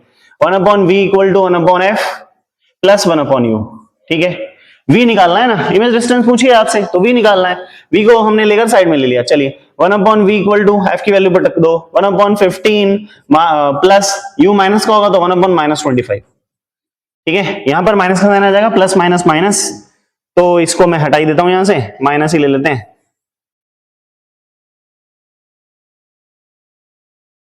ओ चलो देखते हैं, तो इसको उधर खिसकाता हूं, चलो सिलेक्ट करके उधर खिसका देते हैं इसको। चलिए ये मिटा दिया जाएगा, मिट गया, ये भी मिट गया। चलो चलो चलो चलो चलो आगे बढ़ते हैं हम इसमें, ठीक है। देखिए तो ये हो गया मेरे पास 1/15 प्लस 1/25। अब ये माइनस था तो माइनस करने के लिए हम क्या करेंगे, इसको साइन बदल देंगे, तो ये 1/15 हो जाएगा और ये 1/-25 हो जाएगा।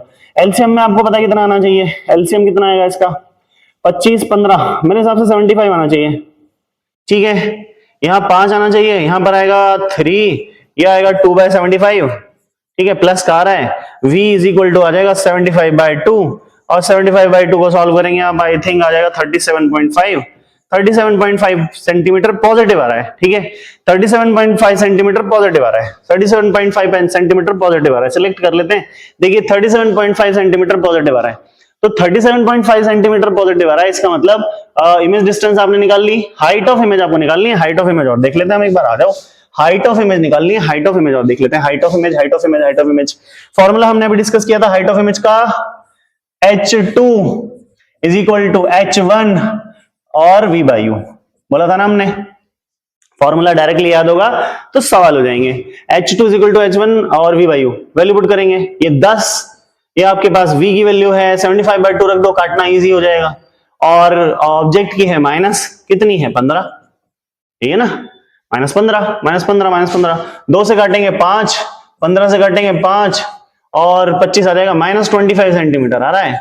माइनस आ रहा है मतलब इमेज रियल है और इन्वर्टेड है, ठीक है। बहुत ही बढ़िया, बहुत ही जबरदस्त सवाल हो गया, समझ में आ गया होगा। चलिए इस तरीके से आप सवालों को कर सकते हैं, बहुत ही आसान सवाल है, कोई प्रॉब्लम नहीं होने वाली है। चलो जी आगे बढ़ लेते हैं हम इसमें, सिलेक्ट करके थोड़ा सा आगे कर देते हैं,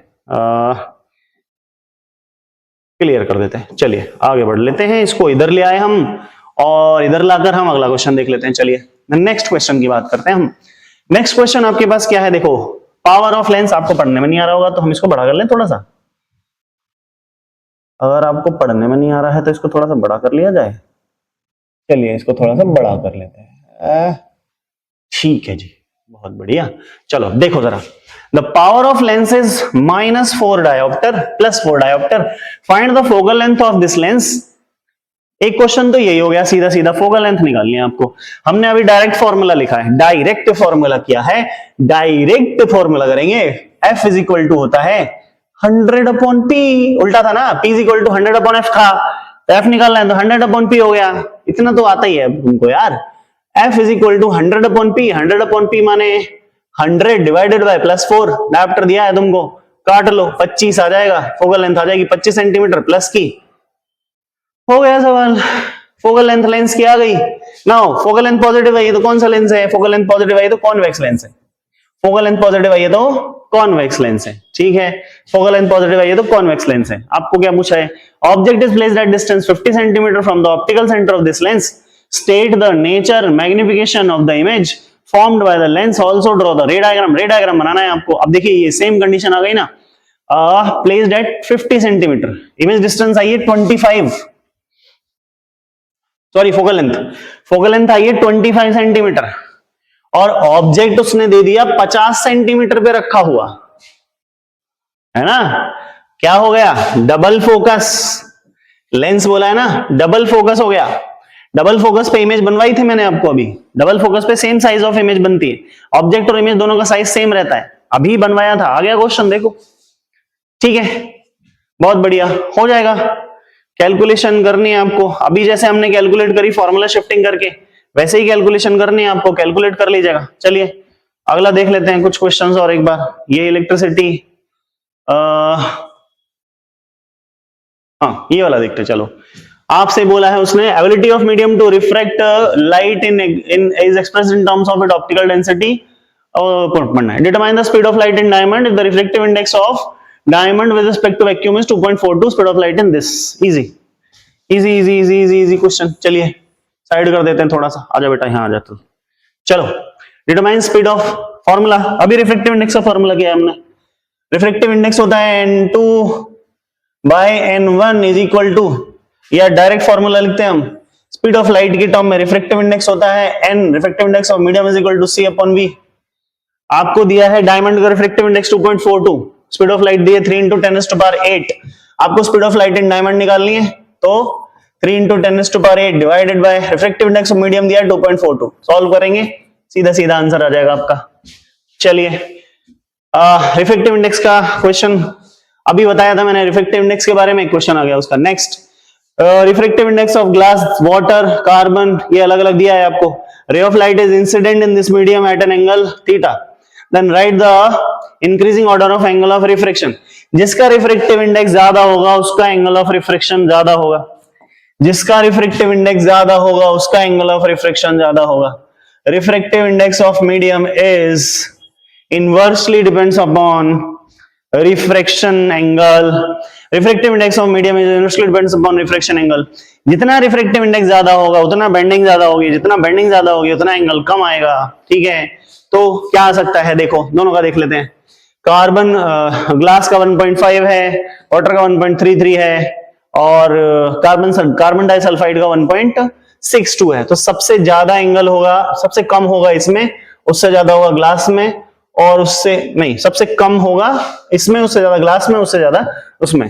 तो रिफ्रैक्शन एंगल आर से रिप्रेजेंट कर देते हैं रिफ्रैक्शन एंगल को। Refraction angle in carbon sulphide सबसे ज्यादा होगा, इससे कम होगा किसमें, ग्लास में, और इससे कम होगा किसमें, वाटर में, ठीक है। ये होगा आपका सेकंड का 1 marks question, easy question. Carbon disulphide में सबसे ज्यादा होगा, उससे कम ग्लास में आएगा, उससे कम इसमें आएगा, क्योंकि रिफ्रैक्टिव इंडेक्स ज्यादा नहीं होगा यार, कम होगा ना एंगल, तो उल्टी रिलेशन आएगी।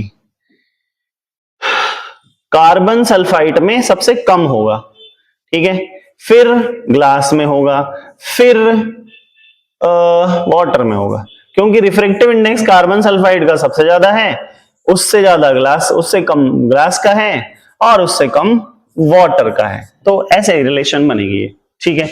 नेक्स्ट, चलिए नेक्स्ट डिस्कस कर लेते हैं। Speed of light in glass this, water in this, which one of the two optically denser, कौन सा डेंसर है, ग्लास में कम है तो डेंसर है, जिसमें स्पीड ऑफ लाइट जितनी ज्यादा कम होगी उतना वो मीडियम डेंसर होगा।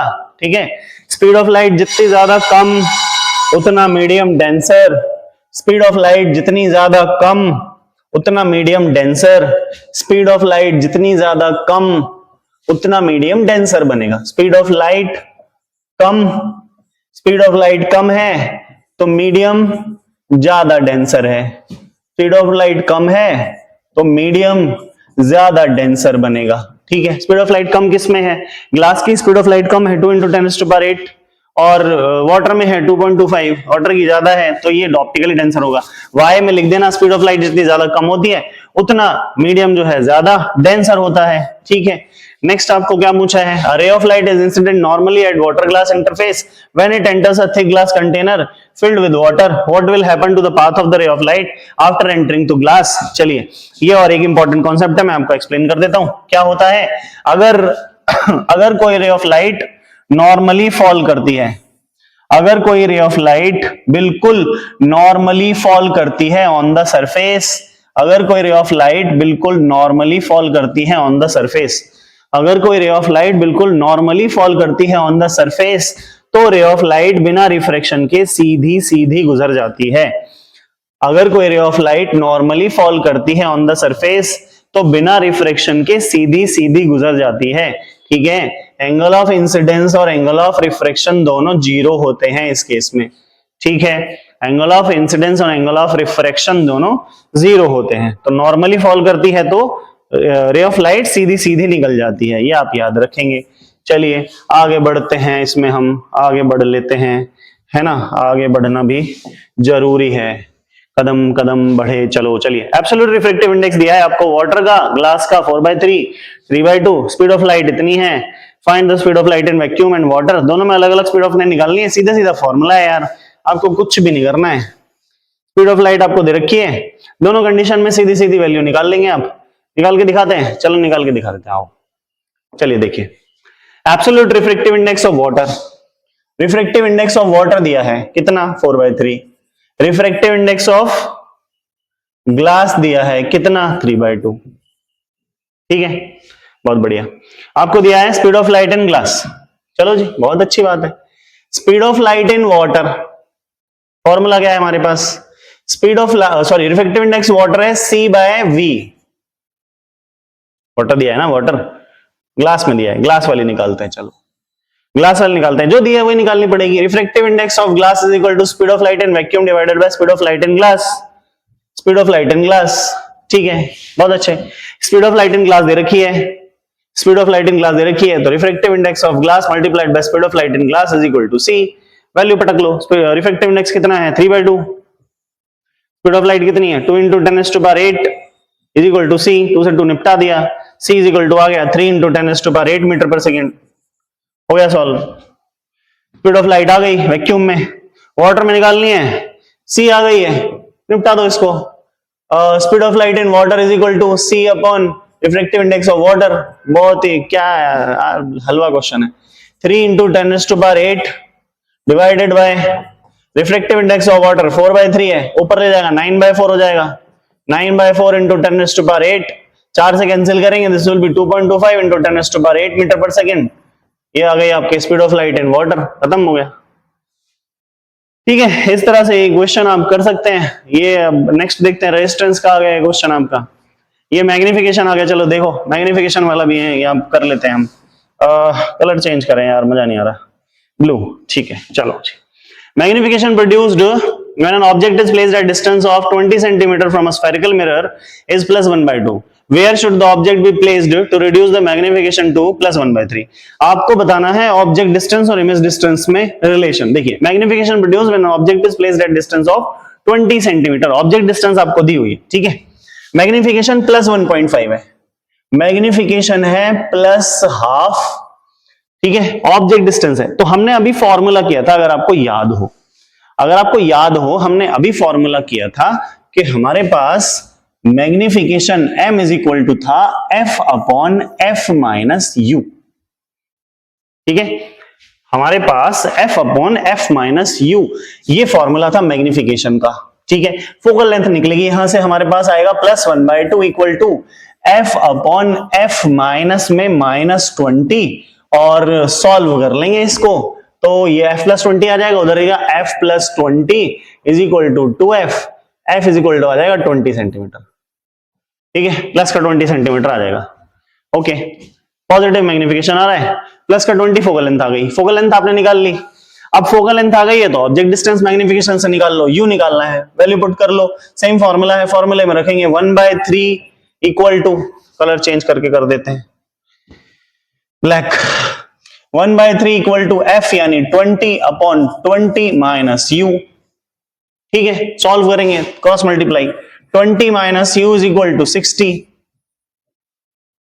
यही आएगा ना, 20 minus u is equal to 60, u को इधर शिफ्ट करो, 60 उधर ले जाओ, this implies 20 minus 60 is equal to u। अब ये सॉल्व करेंगे तो u कितना आ जाएगा, u आ जाएगा आपका -40 सेंटीमीटर। हो गया सवाल, ठीक है, इस तरीके से सवाल पूछे जाते हैं, समझ में आया तुमको, इजी सवाल था ये, ठीक है। मैग्निफिकेशन का मैंने आपको फॉर्मूले बताए हैं, फॉर्मूले आप याद रखिएगा तो सवाल हो जाएंगे। f upon f minus you formula है फोकल लेंथ और ऑब्जेक्ट डिस्टेंस का, और f minus v upon f ये फॉर्मूला है इमेज डिस्टेंस और फोकल लेंथ का।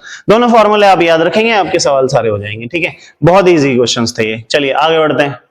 डिफाइन द टर्म डिस्पर्जन, ठीक है, ये उसका है।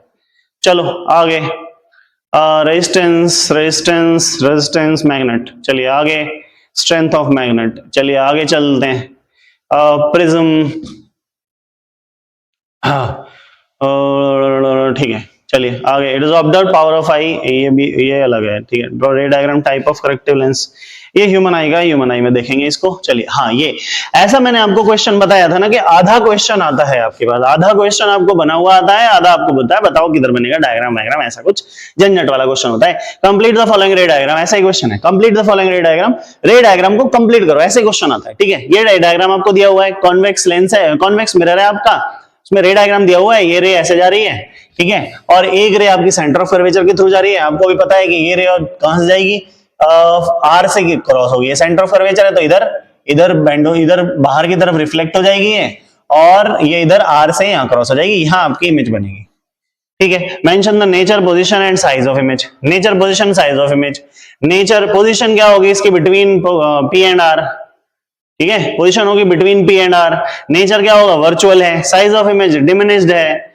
State the sign of the image distance in this case, image distance positive आएगी, राइट में है ना, इसी तो इसमें क्या है, इमेज यहां बन रही है, पी और आर के बीच में बन रही है, पोजीशन हो गई। नेचर वर्चुअल एंड इरेक्ट है। साइज हाईली डिमिनिश्ड, ऑब्जेक्ट से बहुत छोटी है। साइन किधर है, इमेज इधर राइट में है ना, पॉजिटिव होगी इमेज डिस्टेंस, हो गया। चलो आगे देखते हैं हम। डेंजर सिग्नल्स दिया है, ये करंट है, मैग्नेटिज्म है, ये मैग्नेटिज्म है, ये करंट मैग्नेटिज्म है। देखिए आ जाइए, ये आपका केस बेस्ड क्वेश्चंस आए हुए हैं।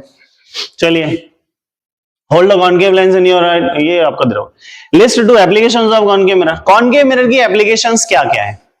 कॉनकेव मिरर, क्योंकि यहां पर आपको साफ साफ दिख रहा है कि ये पैरेलल बीम ऑफ लाइट बना रहा है। अगर पैरेलल बीम आएगी तो कन्वर्ज कर देगा, अगर फोकस पे ऑब्जेक्ट को लाइट अप करेंगे तो उसकी पैरेलल बीम बना देगा, ठीक है। तो पहली एप्लीकेशन तो कॉनकेव मिरर की ये हो जाती है कि it can form a parallel beam of light, जिसकी वजह से हम इसको यूज करते हैं टॉर्च में, हेडलाइट में, सर्च लाइट में। आपकी कार की जो हेडलाइट होती है, आपकी बाइक की जो हेडलाइट होती है, उन सारी हेडलाइट्स में कॉनकेव मिरर पीछे लगा होता है और उसके फोकस पे बल्ब जलता है, जिसकी वजह से क्या होता है, जैसे ही फोकस पे बल्ब जलता है, लाइट सारी डायरेक्शन से अंदर आती है और वहां से रिफ्लेक्ट होके सीधी सीधी बीम बनाती है, ठीक है। तो पैरेलल बीम ऑफ लाइट में इसका यूज करते हैं हम, ठीक है। दूसरा कॉनकेव मिरर का यूज डेंटिस्ट करते हैं, मेरे भी दांत में दर्द हो रहा है, डेंटिस्ट कॉनकेव मिरर का यूज करते हैं ताकि दांत का बड़ी इमेज आपके मुंह के अंदर घुस के थोड़ी देखता है डेंटिस्ट, वो तो उनके पास एक वो होता है और वो ऐसे मुंह के अंदर डालता है और उससे बड़ी इमेज दांत की आपकी दिखाई दे जाती है, जिसकी वजह से उसको करेक्टली दिखाई देता है कि आपके दांतों में कहां पर प्रॉब्लम है। तो बच्चों, कैसा लगा आपको ये सेशन? अगर आपको वीडियो पसंद आई है और क्वेश्चंस पसंद आए हैं, आपको टॉपिक समझ में आए हैं, तो वीडियो को लाइक कर दीजिए, शेयर कर दीजिए अपने उन सारे फ्रेंड्स को जिनको लगता है कि फिजिक्स बहुत ज्यादा टफ है, फिजिक्स टफ नहीं है, फिजिक्स बहुत इजी है, बस आपको थोड़ा सा मन लगा के उसे समझना है। अगर आपको इन क्वेश्चंस के पीडीएफ चाहिए तो आपको डिस्क्रिप्शन बॉक्स में मिल जाएगी, आप वहां से पीडीएफ डाउनलोड कर सकते हैं। और आपको 2022 से लेकर 2025 तक के जितने फिजिक्स के क्वेश्चंस आए हुए हैं चारों चैप्टर्स के, वो सारे क्वेश्चन आपको इसके अंदर मिल जाएंगे पीडीएफ में। आप क्वेश्चंस की बहुत अच्छे से प्रैक्टिस कर सकते हैं। प्लस में अगर आपको ऐसी फिजिक्स के चैप्टर्स की या केमिस्ट्री के चैप्टर्स की सीरीज चाहिए पेपर से पहले, तो आप मुझे कमेंट करके बता सकते हैं आपको किस पर्टिकुलर चैप्टर में डाउट आ रहा है या प्रॉब्लम आ रही है। उस पर्टिकुलर चैप्टर का हम एक सीरीज इस तरह की बना देंगे, और आपके जो भी सजेशंस हैं वो आप कमेंट में मुझे बता सकते हैं।